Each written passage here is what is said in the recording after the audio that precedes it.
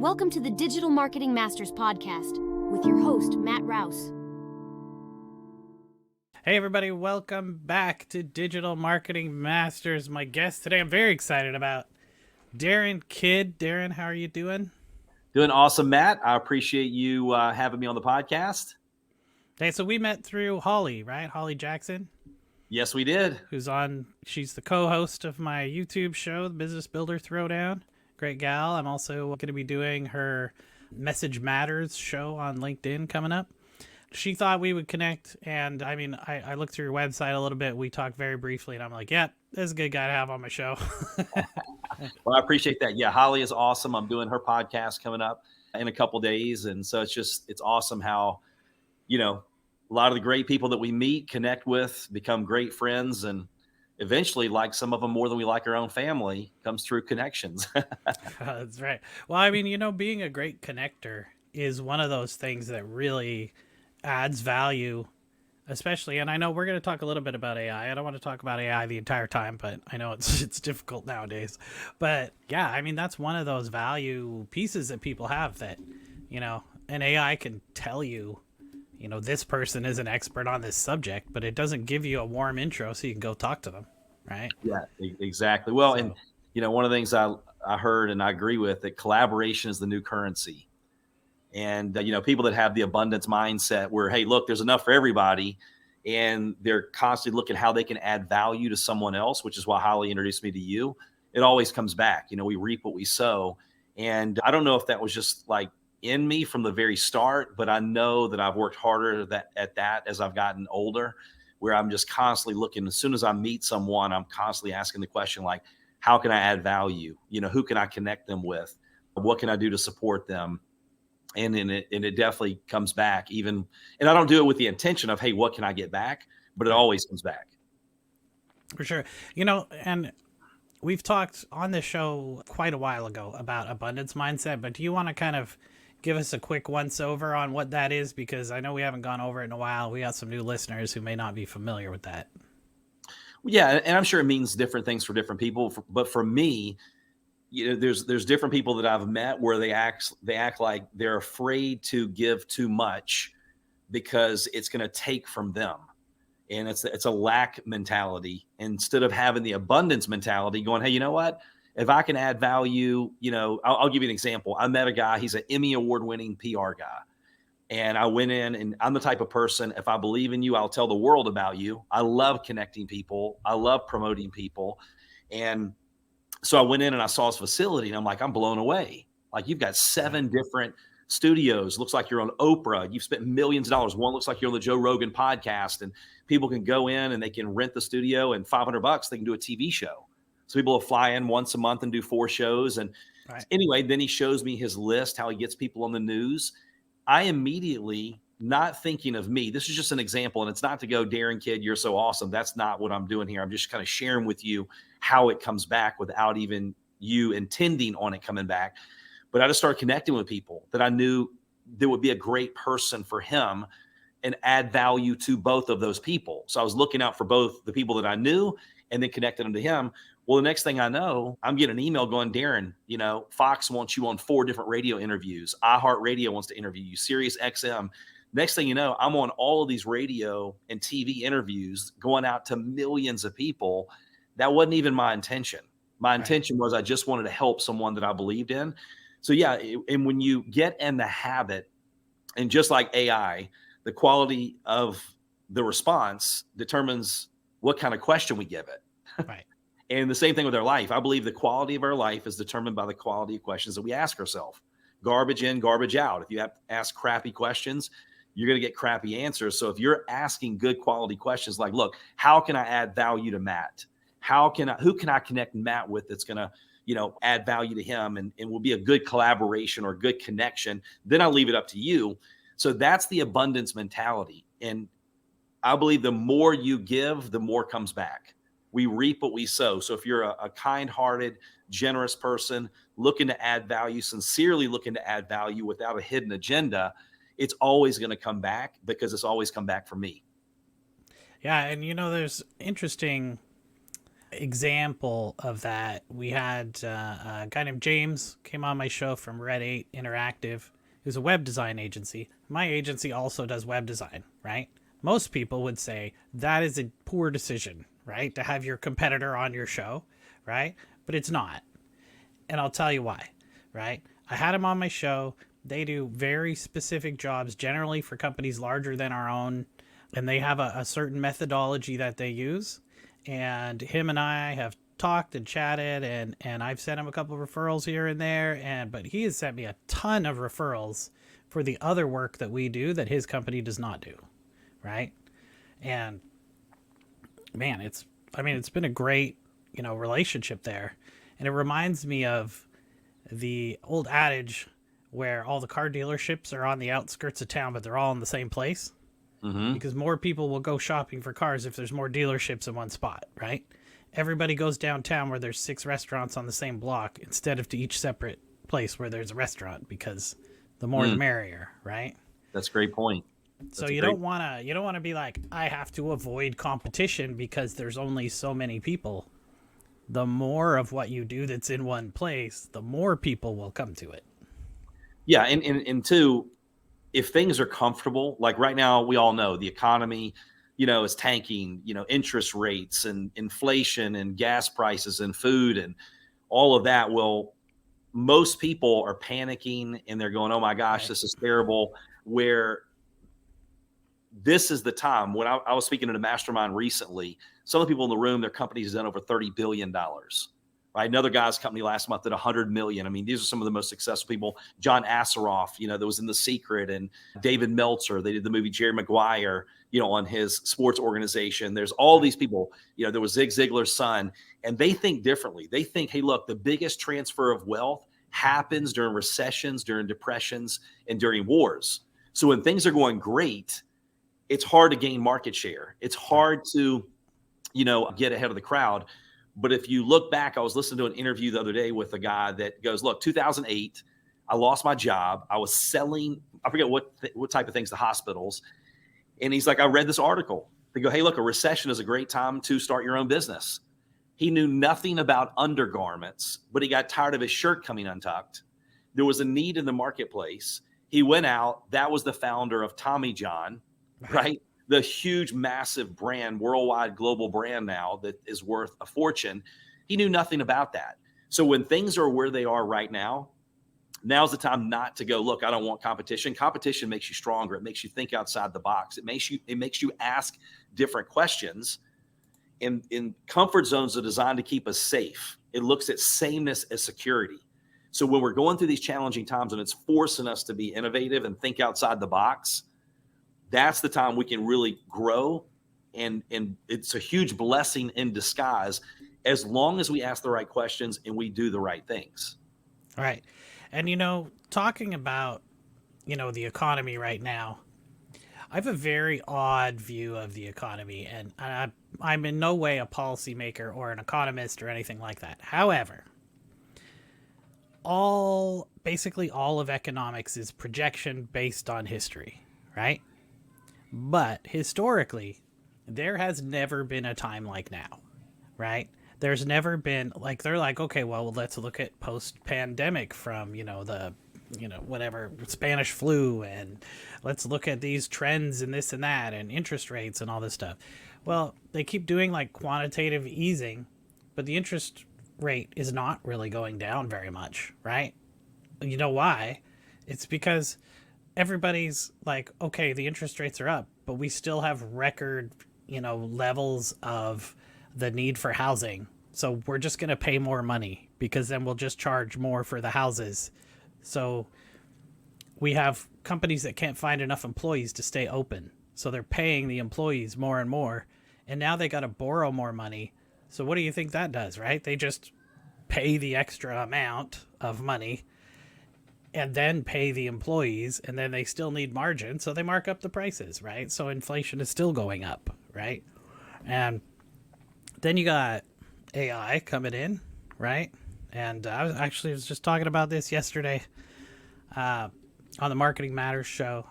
We were talking about I gotta remember how to word it properly. One of the guys at the marketing AI conference, he's a professor from Wharton. He was saying that the amount of productivity per person worldwide went up 12% with the invention of the steam engine. And they expect the amount of productivity per person worldwide to go up 30% because of AI.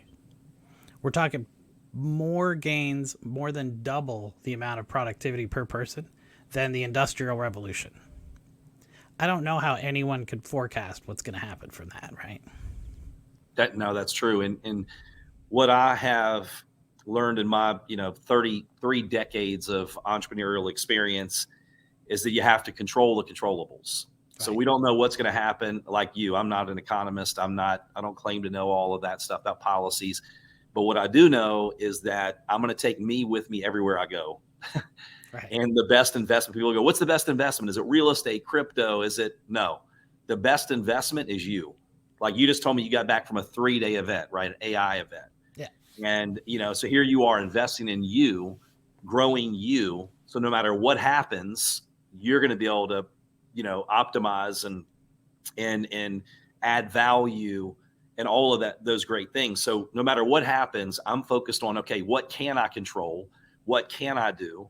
Am I growing daily? Like I was listening to your podcast earlier today, right? I'm getting other things done, but I'm like, okay, we're learning or we're growing or dying. We're growing or declining. There is no maintaining is a myth. So we just sit here and go, hey, I'm just maintaining. No, you're not. You're growing or declining. I learned that from a billionaire that had 40 companies in 60 countries. You're either green and growing or you're ripe and rotten. There is no in between. So right now I'm focused on, okay, how can I continue to grow? The same version of us that got us to where we are is not the same version that gets us to the next level. It takes a new way of thinking. It takes new behaviors. And so with that said, it's exciting times, right now where we're going, hey, look, we don't know what's going to happen, but let's have fun. Let's embrace the challenges. Let's look at the obstacles. I used to look at obstacles, Matt, as negative. Like I want to avoid obstacles, where now I know, hey, look, obstacles and failure are your best friend. Without obstacles, there is no elevation. And when you go through these challenging times, it forces us to grow. It forces us to ask different questions. It forces us to work harder, maybe than we've ever worked before, work smarter. Like you said, with that productivity, we only have 24 hours in the day. That's one resource. No matter what they do, they're never going to be able to change that. And Peter Drucker said it's not how much we do, but it's the effectiveness of what we do. So now with AI, with technology and all these things that we have going for us, we can do more, have more, and be more, by utilizing those things and doing the right things with them. Right. And I mean, 100% agree. And talking about being able to control the controllable, these are important aspects in not just your business, but your life in general.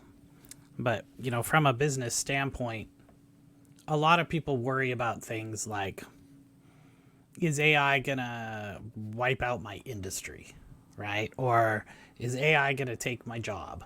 That kind of thing. And I mean, yeah, it's okay to have a little bit of existential threat or dread kind of thing, but do you really have any control over that, right? And the answer is no.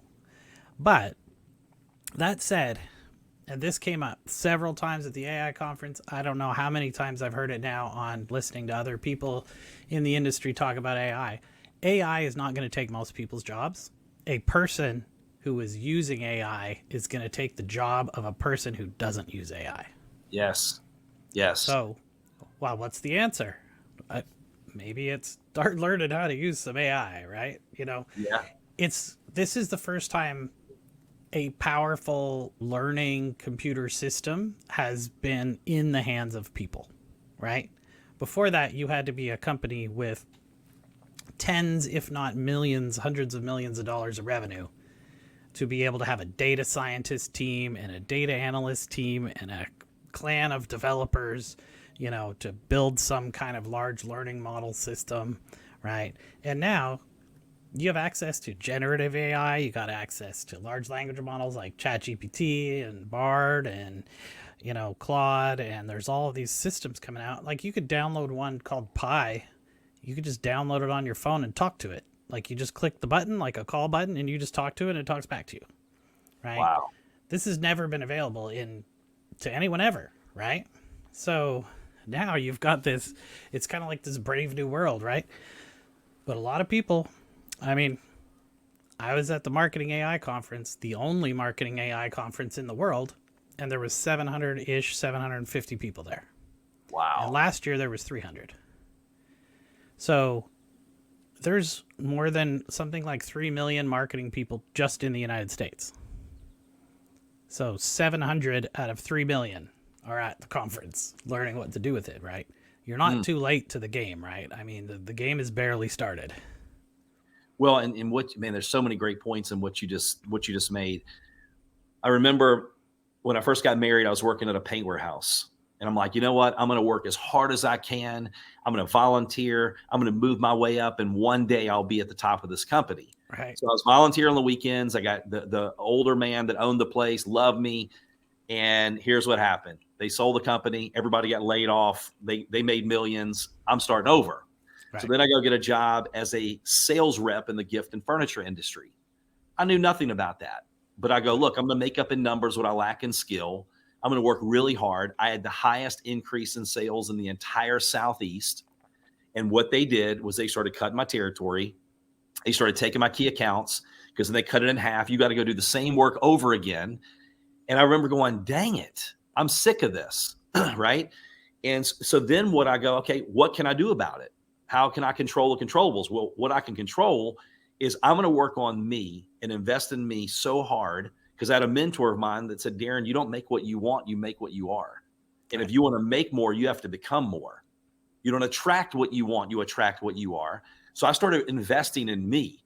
Just in the last few years, I've invested multiple six figures in my education, because I go, I want to make sure that no matter what happens with the economy, no matter what happens in the world, anyone would do anything to want to work with me based on the value that I can provide. But most people do not do what you just did. They could have, but successful people do what unsuccessful people are not willing to do. That blows my mind. That's the only AI marketing conference in the world, and there's only 700 people, right? And Yeah, but it's just out of that's control cool. right now. Yeah, And that's crazy. And AI is in the news every single day, right? Yeah, that's everywhere. mind blowing. Yeah, like John Asseroff. Okay, people know. I think John Asseroff has built $100 million coaching business. He was in the movie The Secret. Well, when he spoke at the event, he goes, "Look, normally you know me for the brain stuff, like Neuro Gym, all the things that he does." He goes, "But I'm going to spend my time talking to you today about AI." And what he did, he goes, "Look, normally my wife and I, we have time at night where we Netflix and we chill." But he goes, for the next several months, all of that time is being spent learning AI, because we have a window of opportunity that's going to allow us to capitalize, gain market share, get ahead of the masses. And if we want something different than everyone else, we have to be willing to do something different. There's another guy. This guy built a solar company, did 100 million last month.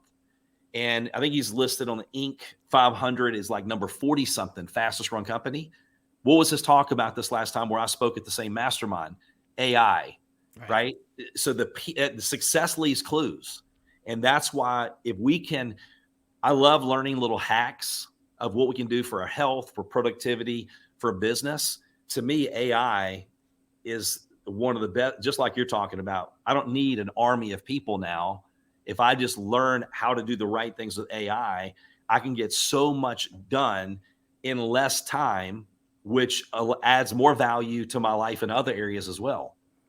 Absolutely. And something that's interesting is, especially for kind of the solo entrepreneur or the person who's, an owner of their company or a founder, which, I mean, as far as I know, that's kind of the people that you work with, right? People who are leaders and want to be more productive, right? And, I guess also there's the motivational side, but we can get to that in a minute. But if you're a leader right now and you want not just yourself to be more productive, but you want your company to be more productive, there's this idea that if an AI can do a person's job, I should eliminate that person from my company, right? Like if I can have AIs write 30% of the content, I should reduce my content team by 30%. But once you sit down, you think about it for a bit, you're like, wait a minute, why am I producing content? Right? I'm producing content because I want to get the attention of people who will eventually be my customer. Right? Now, if I could either produce 30% better content using AI or 30% more content using AI with the existing staff that I have, wouldn't that generate 30% more revenue and customers, if not more? Right? If I'm outstripping my competitor now by 30% and they laid off half their team to do the same amount of work they were doing before, am I not going to grab that market share? Right? Yeah. There's an opportunity here to not only use the existing staff that you have, but also, your own team. But then also, maybe you can take those gains, you can hire more people who can then all be 30% more productive as well. Right? No, I love that thought process. That's why it's important to be around people that think if you're the smartest person in the room, you're in the wrong room. That's right. And I love being around people like you, Matt, that are thinking bigger, because repetition equals recall. When you're building your brand, repetition equals recall. And best known is better than best product or service. Right. Or Grant Cardone talking about that on Undercover Billionaire. And it's so true. So why would you, like you said, shave your employees, get rid of some of your employees to do the same amount when you can increase it a third, do a better job, do it more effectively, faster, and then reach a bigger audience when everybody else. And Matt, that's a huge mistake. When I work with companies for, business, because I've had many different types of businesses over 30 years. And the worst thing you could do right now is go into the protect mode with your business. Right. Like, let me just cuddle you and hold you and hope everything's going to be okay. Now's the time. I call it AOMA, all out massive activity. Now's the time to compress time frames and go after it like you've never gone after it before, and use the tools as your advantage, like your secret weapon. It's not secret. Everybody knows about it, but most people are not willing to do. Like, for example, that conference, I'll guarantee you it wasn't that expensive. No. But yet most people are not willing to spend the money. They're not willing to travel. They're not willing to spend their time. But that's why most people won't do what you're doing. That's right. With AI. Well, and if you think about, from maybe more of like a motivational perspective, and I know you do a lot of motivational speaking and stuff, and I don't want to speak for what you say on stage or anything, but if you have somebody who doesn't do or is not kind of doing any personal or professional development on a regular basis, they stagnate, right? And then they're not motivated to do anything more. And if you already have a solid team in place at your business where you've done all the hard work and you've done all the hiring and you've trained all the people and HR is good and you got your payroll systems in place and everything's going well, why would you get rid of some of those great people you already have? Could you imagine having to go through, like, you're going to save money by not having to hire more people in the first place. You're also going to save money not having to replace through attrition, right? So yeah, people might leave here and there. And so, maybe I won't replace that one person or something, right? But the savings you're going to get at having people who are using new tools, they're getting more accomplished. Your team sees more growth, the company sees more growth, and you could pay more money to your existing team members, right? You have this whole kind of snowball effect that comes from being able to be more productive, but also for your team to be more productive. Yeah, 100%. And when it comes to motivation, the only type of motivation that lasts is internal. And that's why, when I work with companies, and it's interesting because the business principles work no matter what. I mean, I remember we opened up one of our franchises. It was in a small town of 20,000 people. There was no AI. This has been 10 years ago, whatever it was. And, small town, no advertising whatsoever.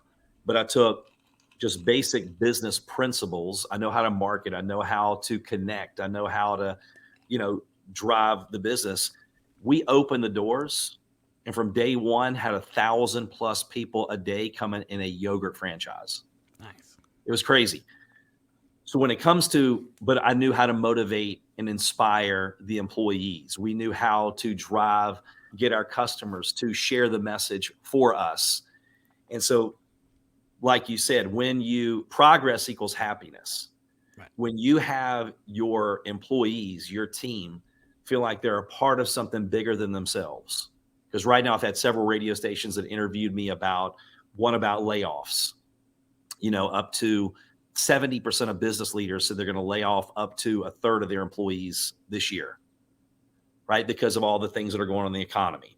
And that they're not even talking about AI, but then they're talking about the workplace. Are we going back to offices? And, the majority of the people go, no, it's going to pretty much be in hybrid, the office and home. People want that flexibility.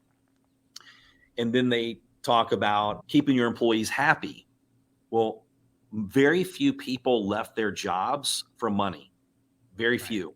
The majority of them, they want a place that they feel like they're a part of something bigger than themselves. They want a place where they feel like they can advance and grow with the company. And when you're bringing something like AI into your company and you're shaking it up and it's exciting and it's new, and then you take and come up with incentives and ways to build the right culture in your organization. Culture attracts what it is, repels what it's not, because then you're going to attract better employees. You're going to retain better employees because it's expensive when you have to keep rehiring people. That costs you a lot of money. And then you can, do the right things to help drive the company, and it's a team effort. It makes a big difference. So there's so many, and here's the thing too, Matt, people look at it. We're always looking for that big thing that's going to make a big difference. It's not the big thing. It's the many little small things that you're doing on a daily basis. But here's the difference. They seem to make no difference at all in the act of doing them the majority of the time, whether good or bad. Right. So if I go into McDonald's today and eat a Big Mac, French fries, milkshake, couple apple pies, not that big a deal, right? But if I eat that over the next 5, 10, 15 years, I'm not going to be doing well. So today, not that big a deal. Compounded over a period of time, a big deal. When you do all these little 1% things in your company, your organization, your team, compounded over a period of time, massive difference when the multipliers start to kick in. Right. And, just getting everybody on board with the mission and rowing in the same direction, and even just knowing what the mission is in the first place. And, some of the larger organizations have such a gap between the customer and the worker, right?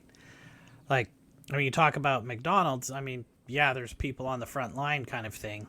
But, I worked at companies like Intel and Nike in divisions that are doing things overseas, and there could not be more of a gap between the retail customer in southern India and the office worker in Oregon.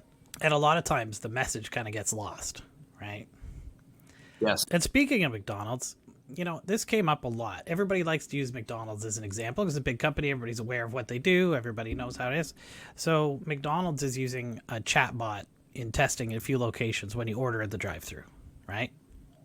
And it's not 100%, obviously, right? It makes a lot of mistakes, but you can ask it to talk to a real person, and it'll refer it over to a person who is also at a call center, not the location that you're at. But everybody says, well, aren't they taking away this person's job?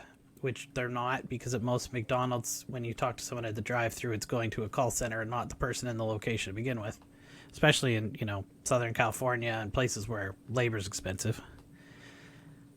But nobody thinks that their drive-thru order is really that accurate to begin with. And nobody is going to McDonald's because the customer service is great, right?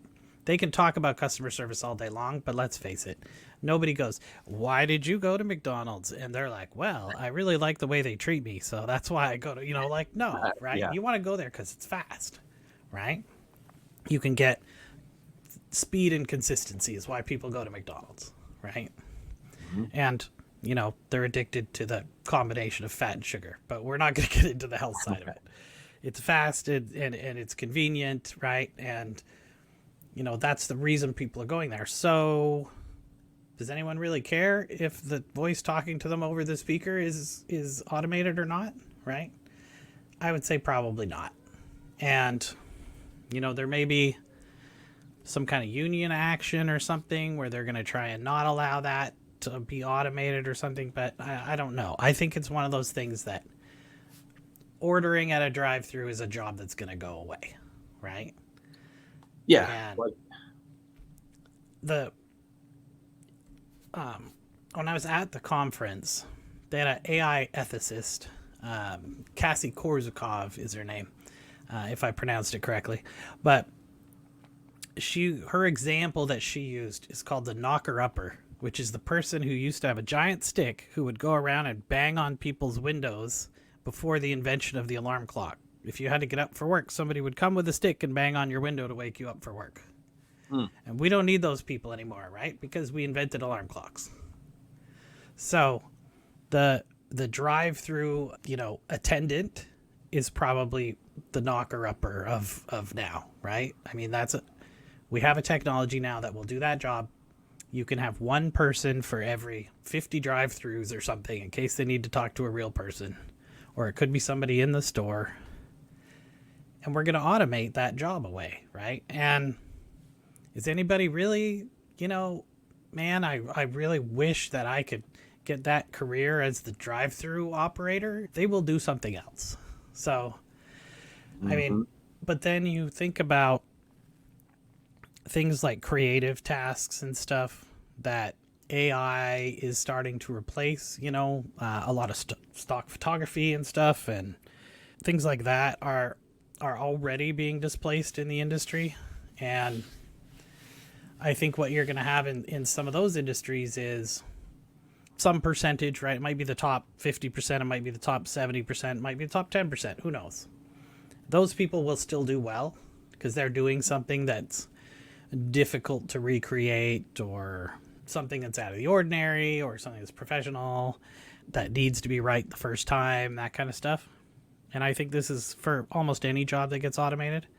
But a percentage of almost every job is going to be affected by AI. And like I was saying, the AI is not really going to take their job. It's a person using AI that's going to take their job. The person who runs 20 AI drive-thrus is taking the job of the other 19 people who used to answer the drive-thru.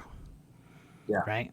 Yeah. But of those 19 people who answer the drive-thru, you still need half of those, because the person who did the drive-thru didn't just do that. They still got the food for people, brought it to the window or whatever, right? So, I mean, is that really taking everyone's job? Probably not. So I'd like to get your thought on, the motivation side for, larger companies, corporations and stuff. What do you think is something that they should be thinking about for their staff and their employees, in the near future? And not necessarily to do with AI, but... Well, yeah, I mean, I think it's important. I'll give you an example based off of what you just said, right? When now's the time to think outside the box. And I help a lot of companies with business growth strategy. And they'll tell me, hey, look, I need someone that thinks differently than us. We need somebody who thinks different, outside the box. If you look at Netflix and Blockbuster, Netflix went into the office in the boardroom with Blockbuster, said, we will sell you Netflix for $50 million. We help do away with late fees. We help, get them exactly what they want, keep it as long as they want, all the pain points of the consumer. Blockbuster literally laughed them out the door. Why would we want to get rid of late fees? It's good for us. It's not good for the consumer. And so years later, Blockbuster bankrupted $1 billion in debt. Netflix still dominates. So we have to ask the right questions, think outside the box, be innovative. And like you said, so the other day, I had a couple flights that were canceled over the last, several weeks. Like this year, I've already had 40 some virtual and physical speaking engagements. And so I've had 2 or 3 times where I was traveling, flights got messed up. I call in. This last time was a 4-hour wait. Right. And you could put yourself in line and they call you back. And I'm like, okay, well, they called me back and my phone rang twice and then stopped ringing. And I'm like, I just waited all that time and I'm trying to get my flight. So the last couple, then I went to, hey, look, on the app, it says I can chat with them. So I chatted. Within minutes, they had fixed my flight. So now I don't even want to call back in. Why would I want to call back in, play the telephone tag game, wait for an hour, 2 hours, most likely, because if they're having delays, there's probably delays everywhere. Then for you to try to call me back, I accidentally miss you and we start the whole process over again. And I'm frustrated, agitated, and all that stuff, right? Well, I think now is definitely a time where, because there's companies some are going under. Some of them, there's quite a few of them that are merging. There's some of them that are struggling, trying to figure out what to do. But This is that if you look at Uber and Airbnb and Amazon and look at Tommy John, that interview I was just telling you about, it started during challenging times because there will be more people that need problem solved now than ever before. So I think if we have the right mindset, if you have people that think differently around you, if you're asking, how can I serve my target audience and do a better job? Like I'm in a couple masterminds, one of them, Andy Frisella, who has First Form, that's $1 billion nutrition company. Well, when he came onto the scene, the big one was Bill Phillips and EAS. And you go, well, who is that? Well, you don't know now, maybe if you're listening to this, if you're younger, because they're gone. Because all they did was promote a bunch of muscle bound, I don't know if it was men and women or just men, whatever it was. But First Form had a different approach. Not only that, he was talking about, hey, listen, I tell people, look, we're going to do things differently than every other company. You don't see how fast you can get off the phone with one of our customers that calls in. You take as long as you possibly need to. You make them feel like they're the number one person on the planet. They're actually sending handwritten notes to their people, right? So they're doing things differently than everyone else. You go, well, is it worth that? Well, Ed Milet is a part of that mastermind group too. And Ed Milet's worth over 700 million, fastest growing business entrepreneurial podcast. He's like, this is crazy. He was playing golf somewhere, I don't know if it was Maine or wherever it was. And the guy that's the caddy, he's like, he was drinking, had a First Form bottle. He's like, hey man, First Form, that's my buddy's company. Right. And he's like, really? He's like, I'm curious. How did you hear about it? He's like, man, my dad's like 80, 90 years old. I was over at his house and he had a handwritten note laid on his countertop. And I started reading it. That's how I found out about First Form. And it impressed me. And so I started ordering, right? So that's a full circle moment. And they're partners, in the mastermind and different things like that. So now I think it's just really important. I know it's really important to think outside the box. Make sure that you're being very intentional about who is around you.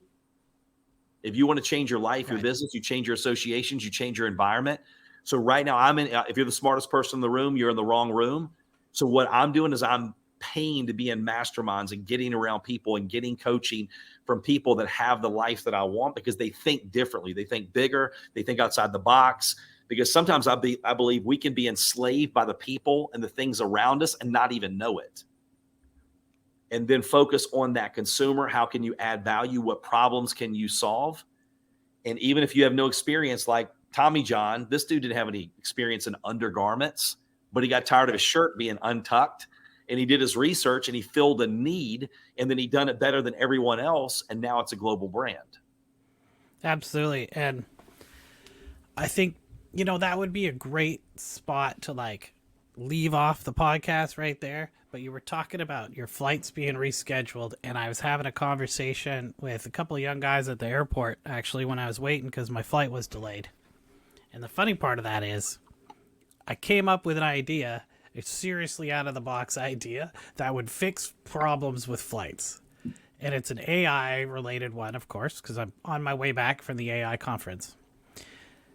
What if everybody just told the airline, this is where I need to be at what time, rather than go book their own flights and then pick their own airline and all that stuff? This is where I need to be. And then the AI says, what is the most efficient way to get everybody there on time? And the AI books all the flights. And it just tells you. If it has to make a change, it books the next most efficient way for you to get there and asks you, is this acceptable? And you just hit yes or no, and then you can go talk to a person if you need to. That's outside the box. Listen up, Air Canada and United and Delta, and this will fix air travel. And not only that, you need less flights. You use less fuel. You need less staff to do that. And I mean, obviously it's not going to work for everybody, but imagine the efficiency gains when instead of having 20 million people trying to book their flights and their air travel for the month, you've got a system that can book half of it for those people automatically, right? I can definitely see that coming in the future. Anyway, that's my brilliant airport idea for the day. But Darin, I wish we had more time to talk. We could probably talk all day long about this, but the book is I Will Until, and people can go to iwilluntil.com. And is there another way that you like people to reach out to you? Well, if they go to iwilluntil.com, they can reach out to me. They can connect with me on social media. They can purchase the book. So that's probably a good place for them to connect with me. Sounds good. Well, let's keep thinking outside the box. And if you want to hire a good speaker at your event, Darin Kidd will motivate your people, and you can always have me come in and talk about weird AI stuff. All right, everybody. Have a great day. Thanks so much.